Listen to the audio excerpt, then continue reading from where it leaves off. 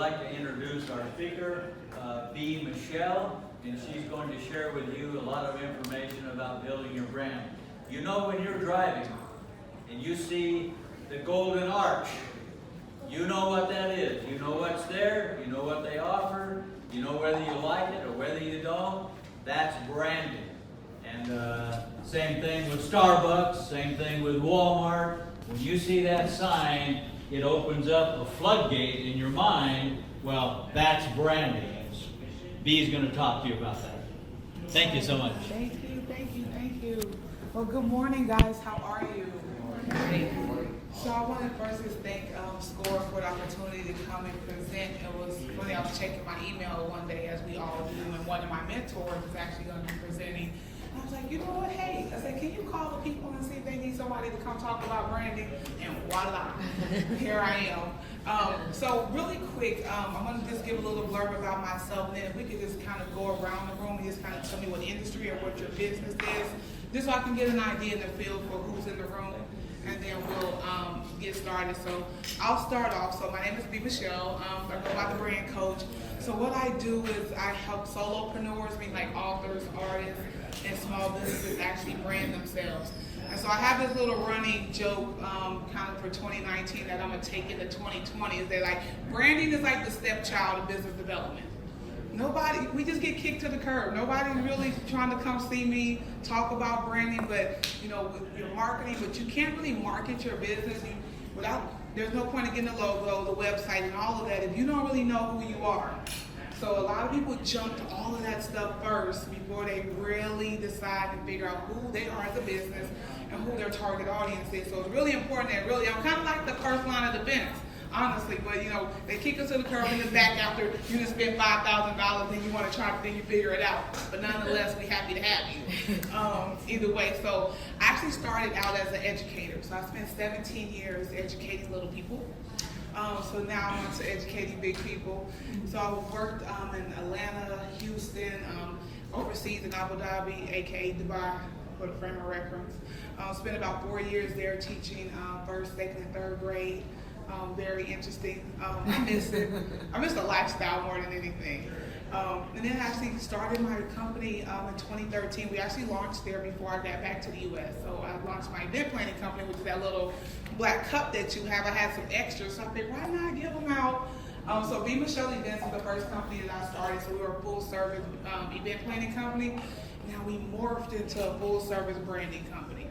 So I still plan events, but I only plan events for business owners and organizations. And so we pretty much help you develop your brand through event planning, printing and graphics, and coaching and consulting. So that's kind of what makes us a full service branding agency. So the name of this workshop is 6 things you can do to build your brand. So we're going to talk about 6 strategies that you can implement at any time, but obviously it's a great time to start processing and implementing some of those as we're getting ready to enter 2020 in about 7 weeks or so, 7 to 8 weeks. So you can kind of start doing some of these things now to set you up for 2020, but all of them can be implemented at any stage in your business. So you have 2 handouts that I gave you. One, I printed this off. This is part of my notebook that I'm developing. So this is one of the inserts. So this is, I gave you this for notes, so if you want to jot down some notes. You also have the PowerPoint as well that you can follow along with. And then this is the workshop, so you may want to keep this worksheet. You might want to keep this close by because you'll need to kind of jot down some things and answer some of the questions as we go through it.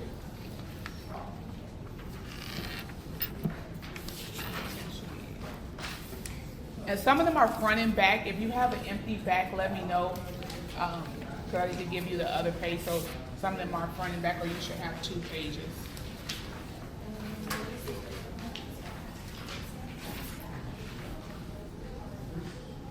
If you have one, okay. So yeah, the worksheet. If you have an empty one, let me know on this one. All right, so we'll jump right into it. All right, so one of the things that's super important, the first strategy we're going to talk about is updating your mission and your vision statement. This is very important for your business. As you start to develop your business, and I mean like out the gate, once you decide that you're really serious and you're gonna do this, like writing your mission and vision statement is one of the first things that you should do, because number one, it's pretty much like your roadmap. to your business and what you're going to do in the future, where you are, all the things, your promise to your audience, to your clients. Your mission and vision pretty much drives your whole business. Now, keep in mind, it's also can be changed at any point in time, but I just updated mine. So it's not something that has to stay in place. But it should definitely be a short statement about the organization's purpose. So what do you plan to do? What do you want to do in your business? And also, by the way, feel free to ask questions along the way, so we don't have to wait till the end. So if you have a question, throw your hand up. Yes, Mr. Blackshear. What's the difference between a mission statement and a vision statement? We're going to get there, sir. Oh, thank you. So Anthony is one of my clients. So we have an awesome, good working relationship. So he's a good guy. But we're going to get there, I promise. I'm going to show you some examples. So it creates the purpose and explains how you should provide value to your clients. And that's really one of the, I say all these are important things. There's so many important things in business, but value is really important. That is why people do business with you, because they find value in your product or service. And if you're not offering value, they're going to go to the next person where they feel like they can get value for their money. So it's really important to know where you are in your market and the value that you bring to it. It should be concise and specific to your customers or clients. I always use the line, like, honestly, it should fit on the front of a t-shirt. Your mission and your vision really should fit on 2 lines max, maybe 3, but 2.5. But your mission or vision statement should fit on the front of a t-shirt. You can expound on it just to have in documentation, but what you put out to the world to see really should be a short, concise statement. And so your mission statement, I say, is pretty much explaining your purpose in the market and where you are right now today. So that's Mr. Blackshear, that kind of helps you with the mission statement. The first one, I put some mission state samples, like Google. So Google's mission statement is to organize the world's information and to make it universally accessible and useful. So they pretty much have included their target audience, which is the whole world. And in this case, it works for them. But as a small business, we'll talk about that a little later, because everybody's not your customer or your client. But in this case, the world is actually Google's target audience. LinkedIn, so their mission statement is to connect the world's professionals to make them more productive and successful. These are also online companies as well, so that's also something to consider, that what they do, it actually, anyone can use it, LinkedIn as a professional. And then JetBlue, so that's a airline. So their mission statement is to inspire humanity both in the air and on the ground. So as you can see, they use their target audience as part of their mission statement. And so as you write yours, if you don't already have one, you want to make sure that you include your target audience in the mission statement, which brings us to question number 1 on the worksheet. If you want to just take a few minutes, it says, do you have a mission statement? If so, you want to write it below, or you can paraphrase it. If you don't have one, here's the perfect time. I'll give you a few minutes also to start thinking of what you may want to say in your mission statement. So give you about a minute or so to jot it down. So, and if you don't have one of the things that, you're definitely researching and figuring out where you fall in the market and how you want to position yourself. And your mission statement is definitely part of that. Like I said from the beginning, it's definitely a roadmap to the rest of your business life. And it can be updated. So we'll move on, because I want to make sure you have these. You can always finish it, take it home. If you have any questions, you can call me if you need to. So your brand vision statement. Your vision statement is where you're trying to go in the future. So your mission statement is where you are now today. Your vision statement is your vision statement is the projection for where you want to take your business in the future. So just a couple more examples. So LinkedIn vision statement is to create opportunity for every member of a global workforce. Google, to provide access to the world's information in one click. And JetBlue, to inspire humanity both in and on the ground. I think that's the same one. So remember, the vision is always the future. Where do you really plan to see yourself? And that's important as an entrepreneur, number 1, just to have vision. And that's one of the things that's important, that you actually know where you really want to go. Even if you don't know how to get there, it's important that you can at least see something. And you can figure out the rest of it along the way. So we'll give you, on the next question is, do you have a vision statement? If so, you can kind of jot it down below. If you don't, jot down where you think you might want your company, where you see yourself, where you see your business in the next 10, 15, 20 years. So I'll give you a minute or two to jot down a few notes.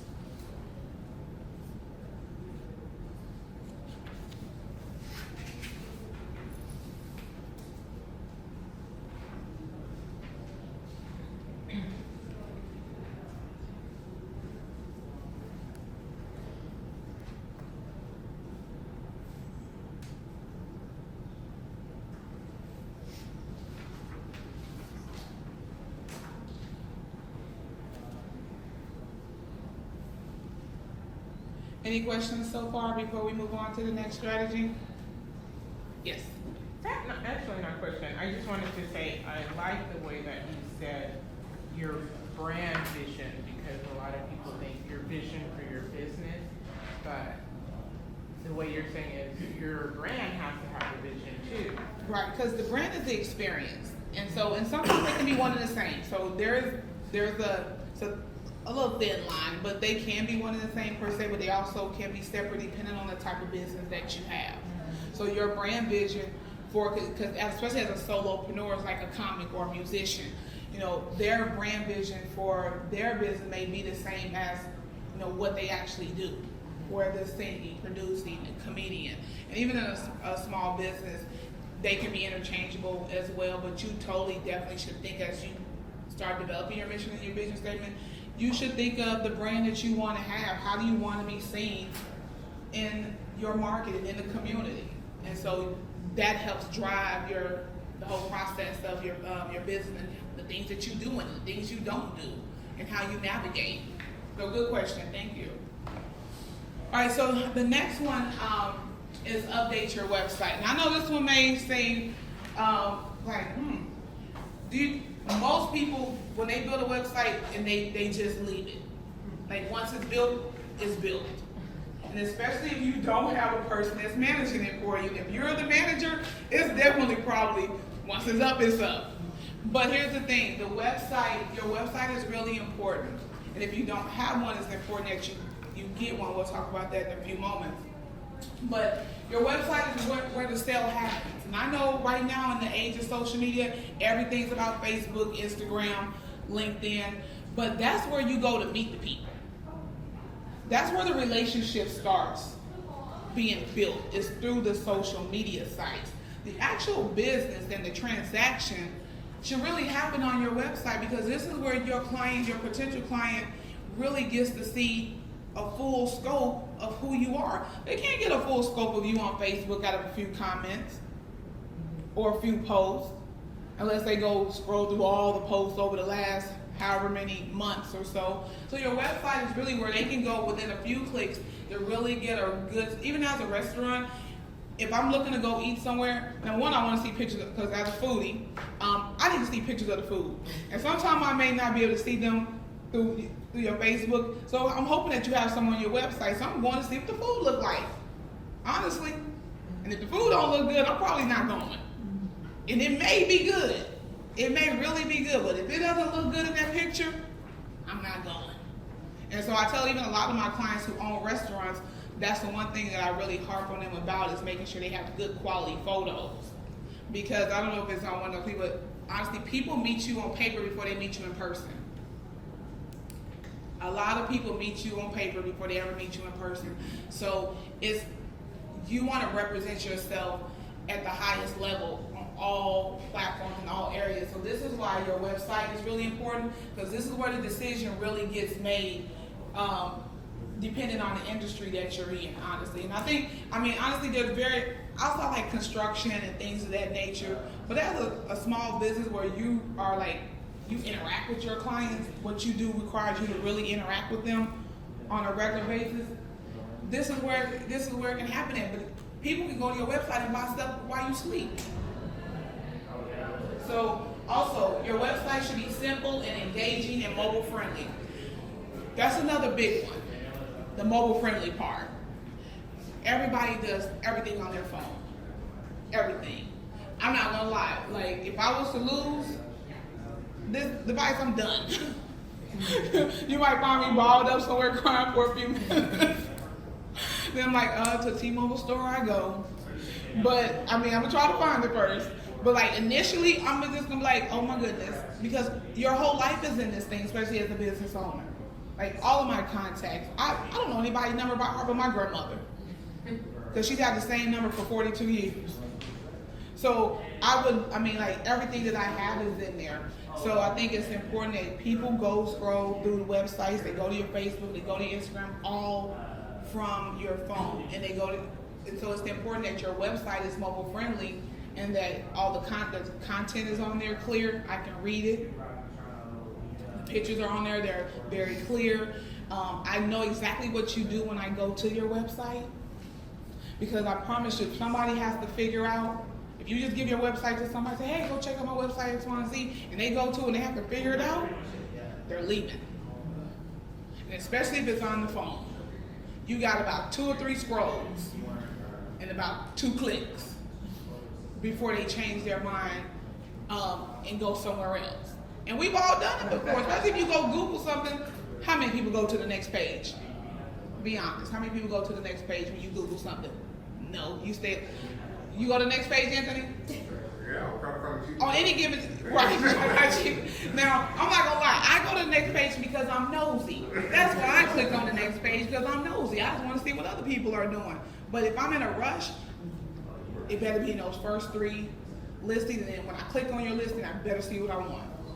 So I might do this 3 times, and that's it. I'm building up a portfolio of photos and stuff like that. What can you expect to pay to have somebody set you up? As far as the website, so I'm gonna say this. So it depends on what you want on the site. So if it's e-commerce, and e-commerce means you want people to go and buy stuff on your site. So like I have to put a PayPal link on there or connect some sort of shopping cart on there. The price can fluctuate. So I'm gonna say on average, a 4-page website, custom design is about $800, and that's with the e-commerce. It could be a little bit more. If you don't have good quality pictures, we might have to take some pictures. So you probably gotta, buy stock photos. And sometimes people will include the stock photos in building the site, because the pictures are really important. So it just but that's a good range at about $200 a page, because you have to account for the person's time, put it together, the content, and especially if you don't have any content and that person has to create the content, you can probably anticipate paying a tad bit more if the developer has to write the content as well. So that's one thing. So just as you're updating your site or building the site, it's better if you have the content to give to the developer. Mr. Blackshear? Is that just to build it, or is that to maintain it throughout? No, the maintenance fees are for my company, the maintenance fee is extra, so I can't speak for other developers, but with us, we do charge a small fee for maintenance. Just depending on, like, if it's like you just need your address changed and things like that. Sometimes people like, hey, but if you have a website that constantly needs to be updated because you get new products, new this, new that, and you're doing a lot, then you could probably expect to pay maybe to $100 to $150 a month for maintenance if you have a lot of updates. But that's something that you would definitely discuss with your web developer when you meet with him or her at the beginning of the project. And especially if you have a budget that you want to stay within, and making sure that you're getting everything that you need to get out of the workshop, get out of the website. So it's important to have those conversations with your web developer early on. So that way you're not at the end or in the middle of this project and you look like, well, hey, you said it was only going to be $800 and now I'm $1,200 in. And nobody wants that. So that's why it's also important to be very clear about what you want on this site and your expectations. And that the developer is, you're clear on what they can do as well. So that way it just helps the building process go a lot smoother. Yes. If you wanted to build your own website because you're very early in the stage and you don't have a budget to take into developers, do you have any suggestions on what you post? So if you want to build your own, I say GoDaddy has like a... yeah, not for us. They don't work for us. But Oh, really? Yeah. Okay. I need to do. But. Oh, okay. So I say, much as I hate to say this, But Wix is, okay, so Wix is an option. And I'm only saying I hate to say it. It's real basic. Yeah, it's very, very basic. It's real basic. Let's talk about it after the Okay. workshop, okay? Okay. Let's talk about it after the workshop. Because here's the thing. Because I want to be very clear and be able to talk to you candidly about, because it's a lot that goes into it. Because sometimes so here's the other thing. When you go with some of these platforms, you don't own the site. So I'm going to give you a quick example. Had a client, they're on a barbecue restaurant. They got their website with one of the local media outlets here. Well, they had a issue with their bill.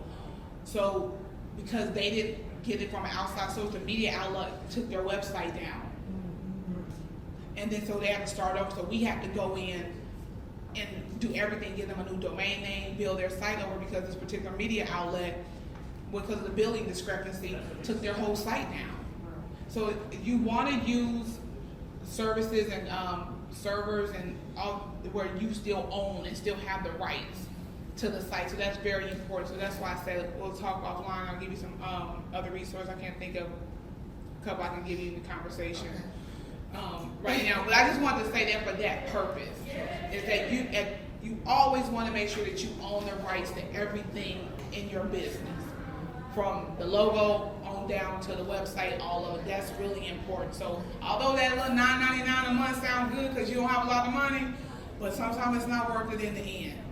Hey, people, shall I jump in? Sure. So I actually do web development, and one thing that you do want to consider though, because you're right, anybody can build a website, but there's a lot of experience that is involved to actually make your website work for you. So your website should be doing work for you. Like Michele said, like people can go on this website at nighttime, they can do purchases. If you're like me, like the reason why she's talking about branding for website as number 2 is because everybody has these things connected to them. And my first impression of you is going to be your website. And if you don't have a website, I'm going to somebody else who does, because to me, you come off as illegitimate. Okay? I can also look at a website, if I compare it to websites, and this one look like it's professionally done, and this one look like it's amateur, I'm gonna assume your work is the same way. So if your website looks amateur, I'm gonna assume your work is also amateur too.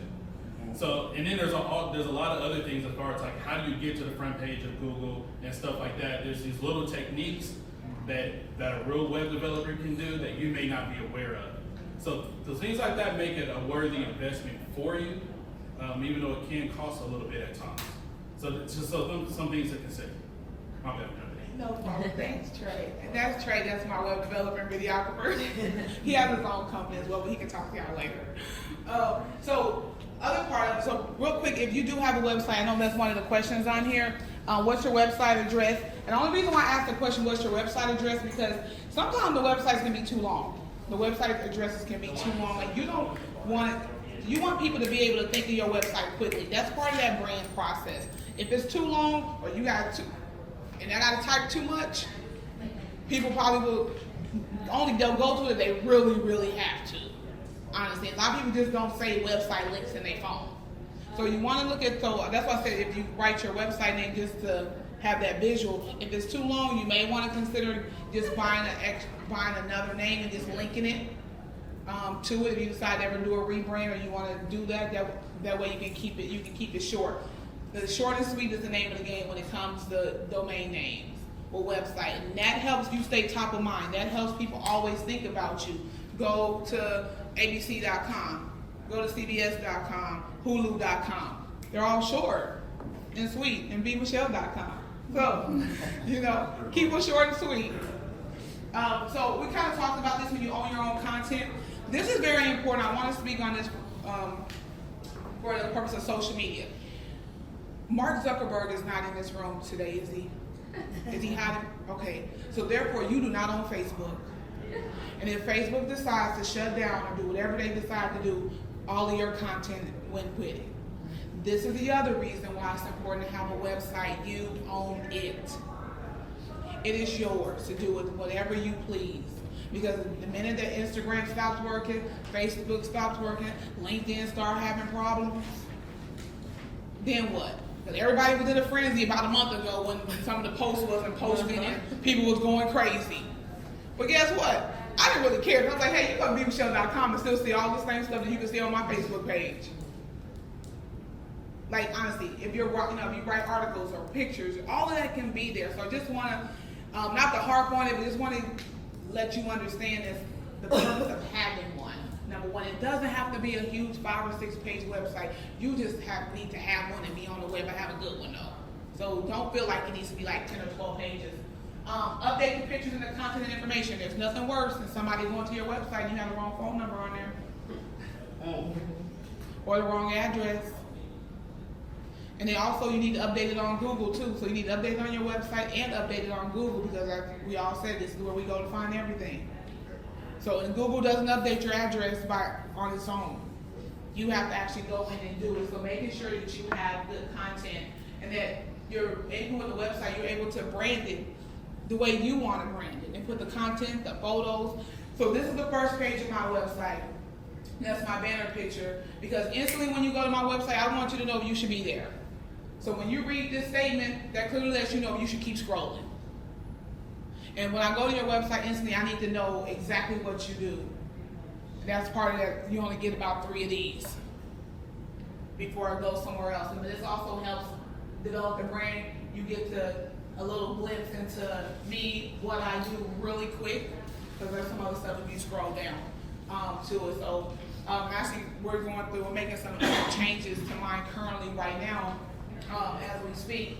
But this is very important that you kind of have. You can put your mission statement on there. You can put your vision statement on there. It can be on the first page. It's however your website is laid out. I think it should be somewhere on there for you. And obviously, create a branded platform. You can post videos on your own website. You don't have to worry about them getting shut down, or Facebook or Instagram taking them down, or anybody reporting you.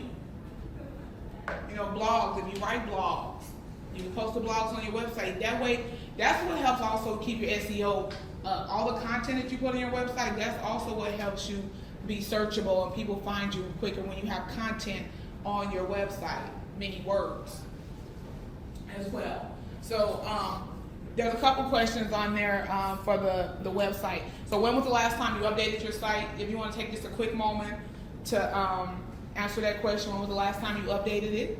So if it's been a while or you don't have one, that means you gotta get moving. You got like 7 weeks. And the other question was, do your potential clients know what you do? If you have a website, can I go to your website and instantly know what you do? So for those of you that do have one, if I go to your website right now, can I instantly tell what you do, or do I need to call you for explanation? And we all know that call is probably not going to happen unless it's something that you do something that nobody else does.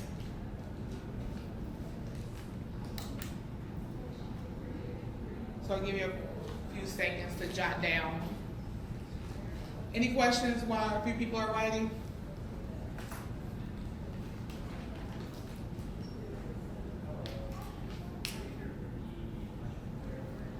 Has anybody learned anything new along in our little time together thus far? I do have a question. Is it SEO? What does that stand for? Search engine optimization. So that's kind of how you rank on Google, because everybody wants to get to the top. Oh, I talked to Renee about that. Yeah. Is that only through your website you can get that way? It's through all your social media platforms, because mostly it's the content, but the more that you write and the more content that you have on the website and then on your platforms, the quicker that you can move up to the top, honestly. Because people are Yeah. chiming in on your website. Right. Mm-hmm. Yes. All right, so we'll move on to the next one. All right, so this is my favorite one. So this strategy, this is something that you can do all year long, and this is where a lot of people have a lot of problems also. And because we're small business owners, we have, especially if you only have maybe 1 or 2 employees and no employees, you're the CEO, CFO, janitor, secretary, you're all of those people. It is hard to be all of those people. Trust me, I've been all of those people for a while. And I'm ready not to look, I'm ready to just pass this off like can I just get a good assistant, a trustworthy one? Because I promise you I'll just let him or her have their way. If I can breathe a little bit. But you are all of these people. And so it's always a lot of work and trying to figure out little ways to get things done. And, you know, you up at 5 a.m., maybe if I get up at 5, then I can do X, Y, and Z, or I stay late, you know. So trying to do some of these things does, you know, finding the time to do them is really the problem because we have so many roles. But engaging your current or previous clients is really important to the development of your brand. It's that staying top of mind, it's that letting your clients know that you care about them, that you're thinking about them, that it's more than just a one and done. You know, it's that staying in contact. And there's some ways that you can do it quick and some things you can set up. So one of the things that, this is always one of my favorite ones, a simple phone call can boost your brand. I'm telling you. Go through your client list between now and Friday to somebody that you probably haven't seen in your store or haven't talked to in a while, and call them. Not a text, not an email. Like, call them on the phone. I know that sounds so antiquated, huh? I know. Nobody answers the phone. I promise you. Call them. Call them. And just call them to check and see how they do. Don't talk about anything else. Just call them and see how they're doing. Now, mind you, I'm just gonna warn you, that could probably spin into a hole. So call them when you at least got 20 or 30 minutes to talk. Because you never know what they're gonna say. But the mere fact that you took the time to call because we're all busy. I like to use the word productive versus busy because like Denzel Washington said, you can be busy doing nothing. So I like to use the word productive. So we all are productive and got a lot going on. But the fact that you took the time to call your client just to check on them to see how they're doing, I promise you it works wonders because they're going to tell somebody. They're going to tell a lot of somebodies. And if you do it enough, that will circulate. And that's what branding is really about, which is one thing I said, if I have time before we get back to it, I kind of skipped that part, is that branding is really the experience that you create. That's what branding is. It's how you are perceived in the market. What are people saying about you? What experiences are you creating when a client comes and calls you to, you have like mobile equipment test, right? I actually have mobile phlebotomist. Okay. So how Yeah. so how was that experience? So for me, if you were to draw blood for me, like, number one, you need to use a butterfly needle because I don't have any veins. But that experience will really be important to me because it takes a lot to get the blood out. So if you got to do it two or three times, I'm probably gonna be mad. But that's something that's kind of sensitive for people. So it's important that you create a really nice, comfortable, caring environment for people that you're gonna be drawing blood from.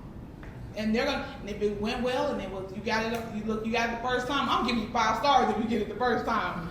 I'm going straight to Google and be like, yes, because I've had so many bad experiences where people have had to do it 2 or 3 times. So for me, that's important. So think about really the experience that you want your clients to have. And this is why I promise you, try within this week and call somebody and see what happens. But you had a question? No, I was going to say, do you recommend leaving a message when people don't pick up on their phones or a text message? Yeah, so if they don't pick up, then I would follow with a text or leave a message. But try to get them on the phone. This is a sidebar. This is one of the things that's really a pet peeve. I think we all probably, it's a challenge for people to answer the phone because we're always doing stuff. But as a business owner, I can't not answer my phone. And I don't understand how people just not answer their phone, especially other business owners. Like, it is crazy. So I cannot not answer. And if I don't answer, I definitely will call you back or give you the text. But I think people just got so used to the whole texting and the email that we've lost that real human interaction. And that interaction, that communication is really what helps further your brand. And letting your client know that you care about them, that you're listening to them. And everybody wants to be heard. So I think that's another important one. Send in an email with coupons or a gift card. There's lots of platforms out there and businesses where you can just automate that. They send out cards is one where you can just automate it. You don't even have to go to the post office anymore. You can put the card together on your phone and it'll show up. There's a guy, I think his name is Sam more. He said he came to a networking mixer that I host, and he said he took pictures while he was there. So he kept calling me like, hey, did you get the card? Did you get the card? And I'm like, what card? So finally I got the card, and then the card was full of pictures. He made a collage and, you know, wrote a nice little note in the card, and was full of pictures from the networking mixer. And this wasn't even a client. Well, he's a client because he came to the mixer, but he did that to show, obviously, you know, what he can do, you know, to get me as a client. But I really appreciated it, you know. So I think just some of those things that you can, like, you can automate that, you know, so it won't take up too much of your time to do. Send your clients birthday cards. I'm not sure what kind of database you guys keep, what type of client list you have, but you know, when you have intake or your clients come in, have them fill out a little form. You know, make sure their birthday is on the form. Send them a birthday card. You know, especially as an adult, we don't get many of those unless like we're having a big party people bring. But on average, you know, we're not kids anymore, so we don't just give birthday cards full of money anymore. So send your client a birthday card with a gift card in there. That's the equivalent. Or I mean, and depending on what you do, you know, it could be a gift card to your establishment, or you send them one to, you know, a restaurant or something. It's the thought that counts at the end of the day, and that's that experience. That's that, you know, making sure like, oh my God, they thought about me. That's the stuff that people keep in their head. You know, one thing that I did learn, you know, being a business owner, was that people like to see the actual owner go. Because I deal with a lot of like medical facilities, and so what I do is a lot of cold calling. Like, I don't know if they need my services, but like there was one facility, like I showed up like 10 times before I even got to talk to anybody. And then the executive director was like, okay, you know what, I'm gonna meet with this guy. And then I made the sale. I actually made the sale, like, well, I didn't know you provided this, you know, I didn't know you did this. Right. Sometimes it just takes The time, persistence. Yeah. and showing up in person. Yes. Making the time to go in person. And then so eventually what I did was I got a person that just does that. That goes, once I get the client, every week, like on Fridays and Thursdays, they go and see how they're doing. If it's their birthday, we take like a little small little gift. See, that's So, client service. you know, and so they love that. They love No, it. they really do. And I know, and honestly, as a small business, I know budgets and then funding is always the issue. That's our number one thing, budget and funding. But find small things. And like I said, phone calls are free. If you can't do a card or do a gift card, phone calls are free, guys. Like, they probably will go just as long of a way as any monetary or even anything that you possibly could give. Also, social media will remind you about their birthday. So once a month, I try and look like in November, it'll tell you like such and such has a birthday coming up, and that's a great time too. Yeah, especially if you are friends with some of your clients or customers on, that's another good tool. And if you're not, definitely creating your own database with them. Thank you, that is another good one. And then highlight your clients on your social media profiles. So that's one of the things that I do a lot. If I go live, especially if I'm going live, no matter what I'm talking about, when I see people join my live feed, especially if I know they own a business, I'll tell them, hey, drop your business in the comment section, so in case people go back and watch the live, people read the comments. You know, and then there's also platforms where I'll just like, hey, we're highlighting such and such today. This is what they do. So even on your website, you know, put your client's logo on there. Do, you know, a client spotlight. You can do it on your website. You can do it on your social media. You can do it on your Instagram. So those are all things that you can help give, you know, whether it's a B2B or, because most of my clients are B2B, or just a regular client or customer, you can still show appreciation to them.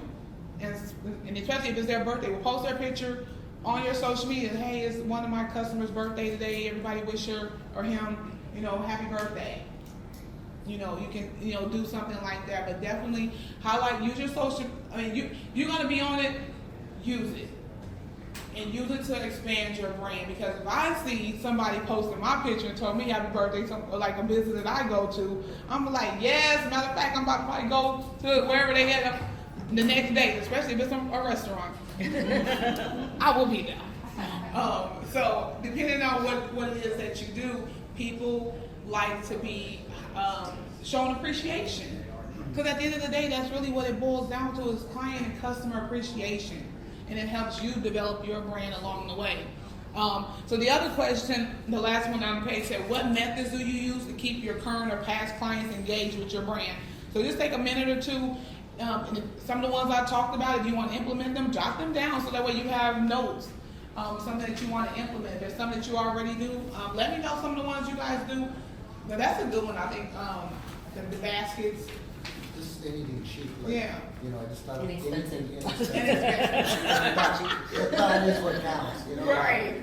Yeah, you're right. That's definitely the thought. So take a few minutes, just drop a few things, jot a few things down on the form, or if you guys have some ones you want to share, you can share out as well.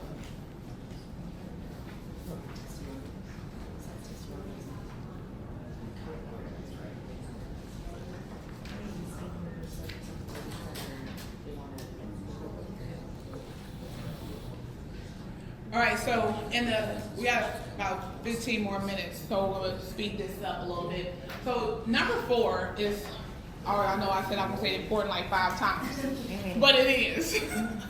Look, amongst all the other things that I said was important, having a niche is important. And a niche is pretty much you really doubling down on a specific area in your industry. So that's how you really differentiate yourself in the market. So, for example, you say you sell chocolates, right? Gluten-free, and I'm looking into sugar-free for diabetics. So that's a niche market, gluten-free chocolate. Not many people probably offer that. That's a niche market. So right now we're in that whole health craze, and a lot of people are looking to eat sugar-free items, gluten-free. Everything is like gluten-free these days. That's a niche market. Angie, what type? Angie writes books. So the books that she writes are specifically geared for a specific audience. So the more you can narrow down who your target audience is and what you're offering, the easier it becomes to market. The easier it is to market and grow your brand when you have a niche and you know exactly where you're going with this. And it can be hard, especially, so I'll say it's a lot harder for realtors, financial service industry, and insurance. Those are a little bit harder because we all know San Antonio got 5,000 or 20,000 realtors. So from what I heard, of the 20,000 that are licensed, about 5,000 of them are actually working, and about 3,000 of that 5,000 are actually full time. So can you imagine trying to differentiate yourself from 3,000 people? It's hard, but it can be done. But it has to be done with a lot of work. And even in an industry like that, figure out, do you only want to do first-time home buying? Maybe you're only going to work with veterans. Maybe you only want to work, maybe you working with the elite. So figure out in your industry where you can provide some additional value and set yourself apart from what everybody else is doing. Honestly, even when I started my first company, when I moved here in 2013, I did a lot of research. So I was on the web, a lot of the event planning companies. So there was weddings, there was kid bounce, people just did events for kids. There was a ton of other stuff. So I said, you know what? I want to make sure that we stand out. So I was like, let's just do a full service event planning. Now I don't know how I was going to get this done, because it was just me. Mind you, I moved to San Antonio knowing 2 people, literally. So I'm like, okay, I'm gonna do a full service event planning company. I only know 2 people. We're gonna make it work. But I networked and I networked and I networked until I built my resources, until I built the connections to bring the company together. To where if you called me to plan an event, you didn't have to go anywhere for photography. You didn't have to go anywhere for catering. You didn't have to go anywhere for invitations. I was like the Walmart of event planning. It took me a while to get there. Now I'm the Walmart of Brandon. So, but that came from research. Like, cause I was like, I don't want to be like everybody else. And the name alone, because people like, B. Michele, what's that mean? Like, what's your real name? And I'm like, that's it.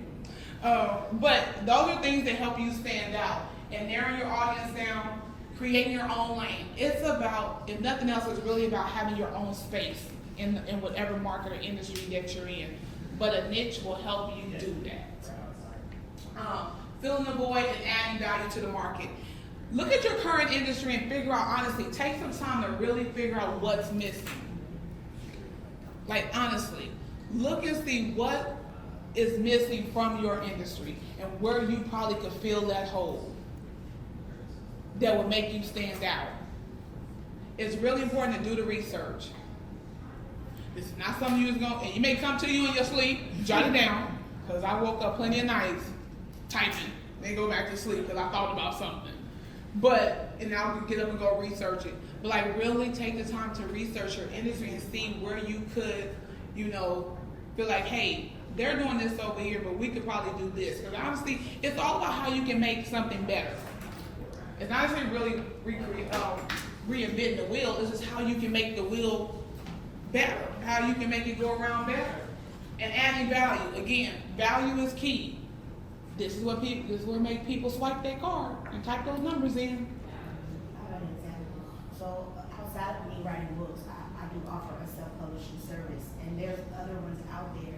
So what I wanted to do, as far as being different, those companies, you give them their money, and they're doing the legwork. That's fine, but I want to have a more personal relationship with people that are writing your personal story, because that's something that they had to take time out to realize they wanted to do.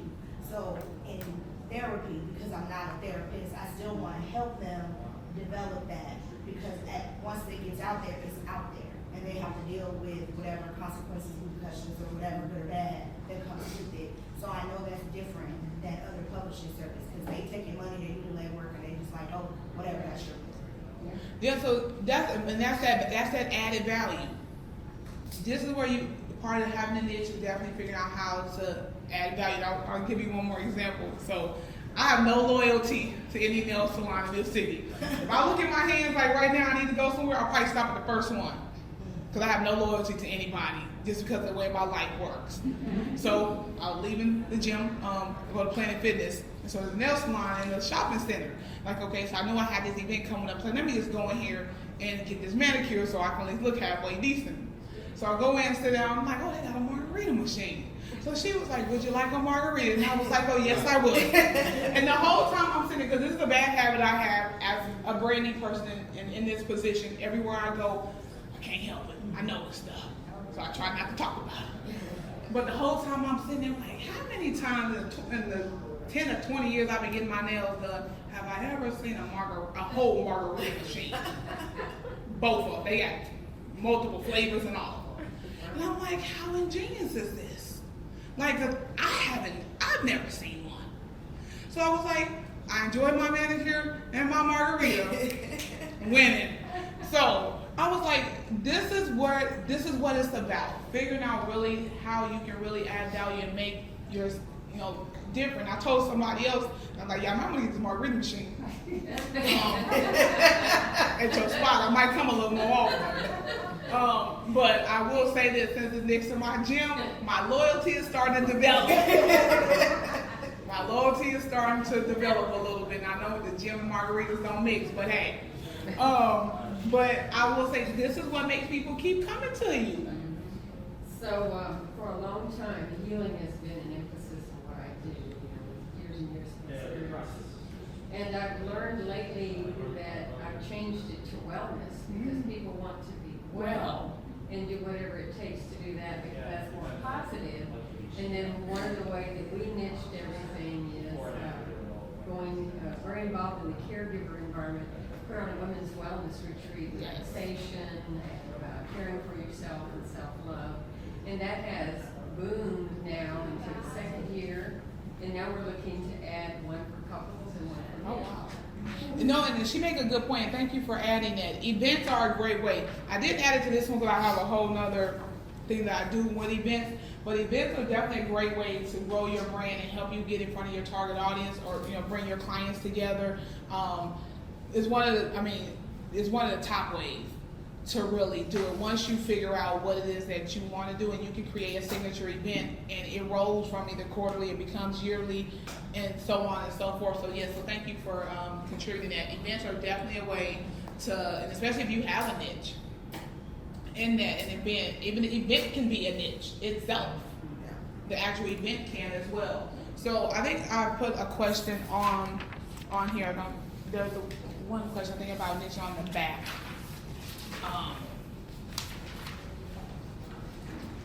Yeah, so it says, how do you differentiate yourself in your industry or your market? Take about 60 seconds, jot down a couple things, and that way you can always finish it later. Just kind of to get the juices flowing. So how are you differentiating yourself in your current market? And if anybody have any questions or comments, concerns while people are writing? Where's the nail salon?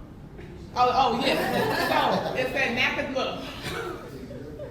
It's that Nacogdoches at 35. No, I mean 14.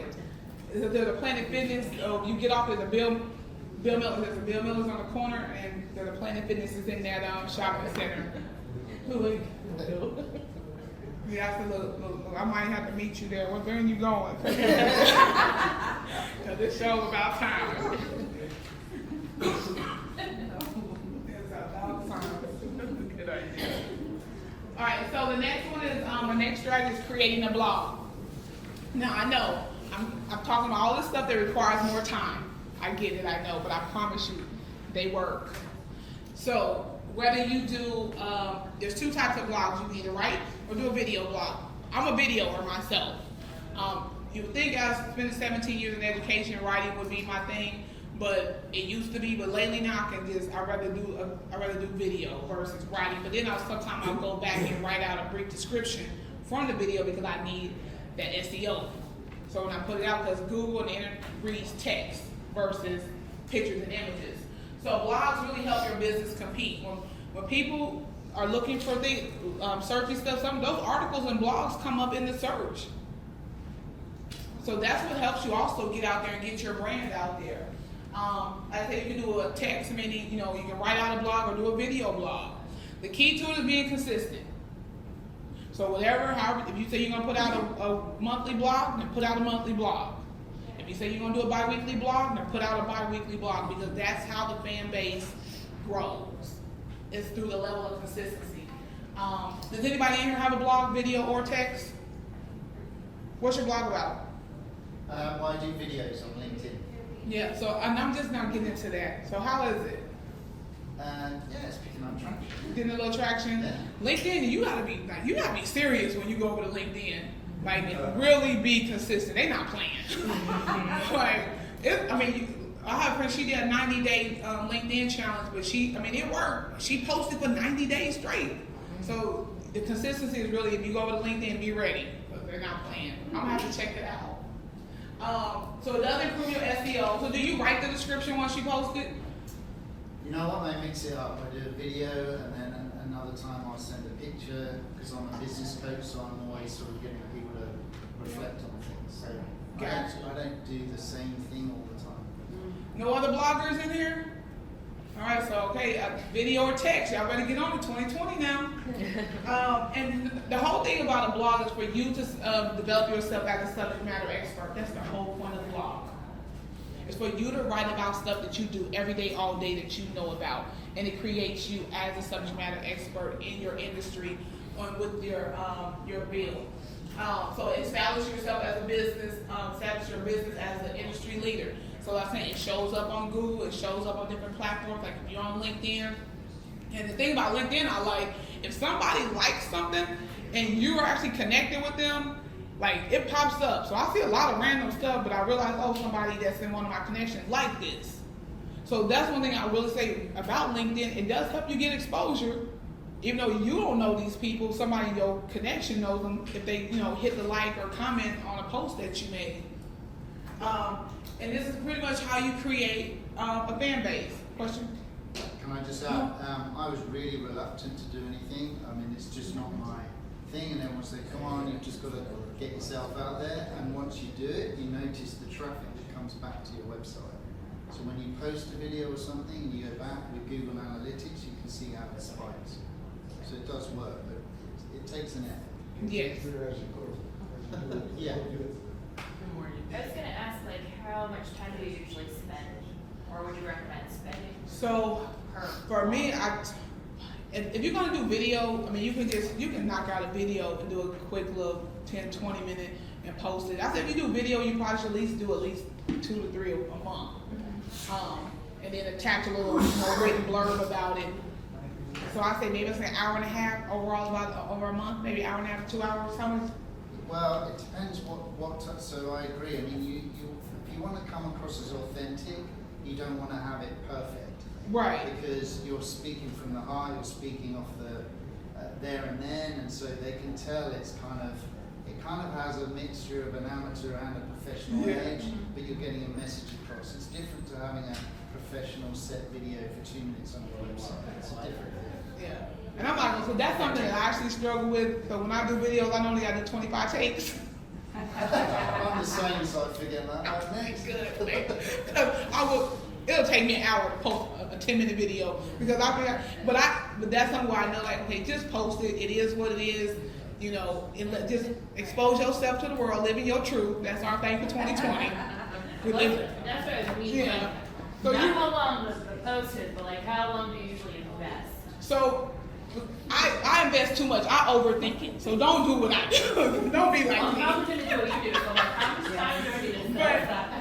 I say an hour. So set aside an hour to do. If you're gonna do the video blog, set aside an hour and just start practicing. Cause like for me, with Trey can tell you, like I like to have a little board up. I have a bullet point because I'll ramble. This is what, like right now. So let me move on because I start rambling. And so I like to stay on point on my videos because you want people to get the point. You know. So I'm gonna say this: set aside an hour at least. If you feel like you might do 20 takes. I had a question. Are there some blogs that you guys could recommend for beginners? Like, Oh, that's a good one. Jeff Hayden is on LinkedIn. I love reading his blogs. Jeff Hayden? Jeff Hayden, Jeffhaden. He writes about any and every business topic. But he's an absolute natural, so you can read any of his blogs, but you can see that there's a thread to every single blog that he writes. Behind it is a framework that he follows, but it's a tried and tested one, and he has millions of followers, and now he's a keynote speaker and commands hundreds of thousands of dollars because he built up his base. And he's on LinkedIn? Yeah. And I'd even say Google people in your industry to see who has a blog that does what you do. Okay. So because here there's an element of the brand where you also want to associate with influencers in your current industry. So following their blogs, following their websites, following them on social media, there's you want to do that too. So maybe Google and see if there's anybody in your industry that has a good blog. Okay. As well, so you can start building that relationship and learning, from some of the things that they do. But if you're going to start your own video blog, I totally say block out an hour, and get yourself comfortable and whatnot, and try it out and see, and just do it. Afterward, because I will say, like he said, you'll get comfortable. Like I do 25 takes and I should, because I'm at like 4 years with this thing now. I should know better, but I get in my element. But like honestly, I think once you put it out there and you see because if you look at some people's, especially if they have a YouTube channel, you can go back to the first video that they posted and just look how they have grown over the time, and the quality has changed, and so it comes with you're not gonna be perfect out the gate, especially if you do the video blogs. But if you opt to write from the heart, either way, whether you do video or writing, it should come straight from the heart. And people, like you say, people can tell when you halfway. The other thing is you just have to have a go, because what you think will be successful or popular might not necessarily attract that many people, and then you'll throw something out there which you thought was average, and suddenly it's got hundreds of views. You're like, oh wow, what was special about that? So you start to learn what people are looking for. Yeah, and then you'll start you'll start really watching the analytics and figuring out, like, especially the times and making sure that you're posting at the right times, and honestly even getting feedback and figuring out, like, hey, what'd you like about this? And reach out to the people. That's that whole engaging your audience. Reach out to some of the people, especially in social media. People love when the people that they follow either follow them back or comment on the post. Like, they love it. And so that's one of those engaging your clients, especially they think like, oh my God, they painted this picture of you and you become a celebrity in their mind. So they love it. So yeah, a blog. Should be happening in 2020. Write your first one, make your first video. Alright, last one. And I say this one for last because a lot of people struggle with this one. So by no means am I the expert in this on social media ads, but what I do know is that they are effective and they work. And you just have to have the right person put them together for you. Because people have, just with Facebook ads alone, people have made $1 billion just on Facebook ads alone. So you can do Google ads, you got Facebook ads, you got LinkedIn, you got YouTube. Like those are like the main platforms. As a business owner, you have to advertise your business. Word of mouth is awesome. But if you don't advertise it, it takes word of mouth a while. And you may experience success for a few moments with word of mouth, but if you really, like, honestly, that vision that you had, that mission statement, that vision statement that you wrote, if you really trying to live up to that, you have to market and advertise your business. So as a small business owner, social media ads is the best way to expand your brand and get it out there to the masses. That's more so around the brand awareness. So the ads help you develop brand awareness. And that's more so with your pictures, with your logo, things of that nature. And then as people obviously click on the ad, and then you engage from that point, and you go the rest of the way with the business. But using the ads are super important. And this is a long-term strategy. And I'm saying that this is not put up the ad tomorrow and think you're gonna get 500 clicks on Friday. This is not that strategy. This is figure out in your budget if you have at least $200 to $400 a month that you can dedicate to this to get to the end goal. Restaurants are a little bit easier to do because people see good food, they want to try it. As we see with our little chicken sandwich craze we got going on. Yeah. But Crazy, man. I know, right? I think that's crazy.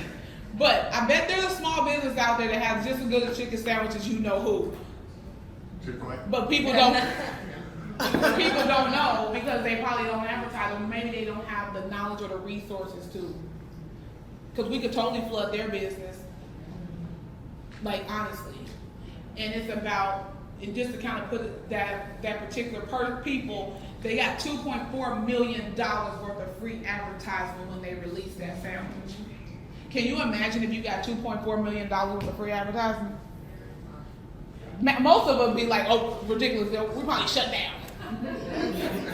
Like really, our website probably couldn't handle the influx. But this is about also being ready, because your time is coming.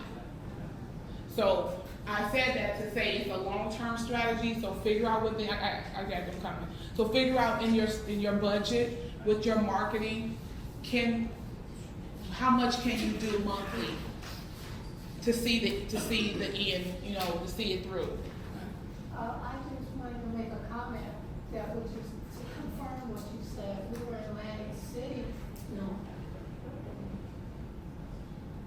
we were at a family reunion in Virginia at Virginia Beach.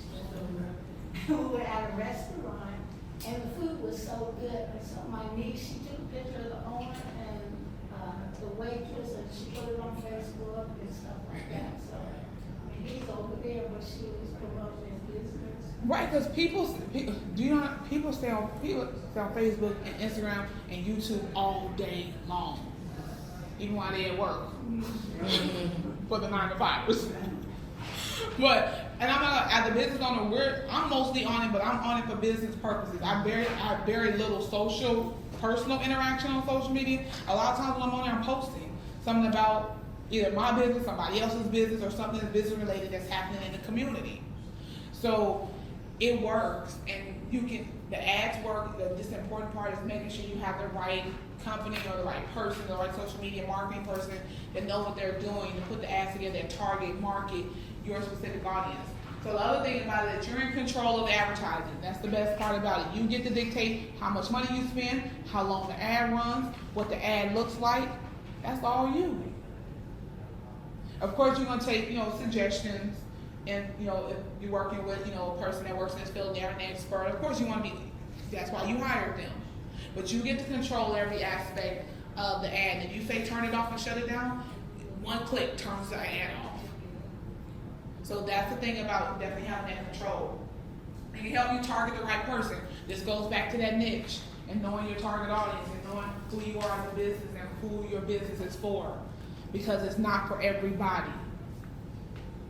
And that means your price points if your price points are here and my budget is here, that means I better not call you. Don't call me. So we have to be honest. And if you call it, maybe you got a payment plan, then maybe we work it out.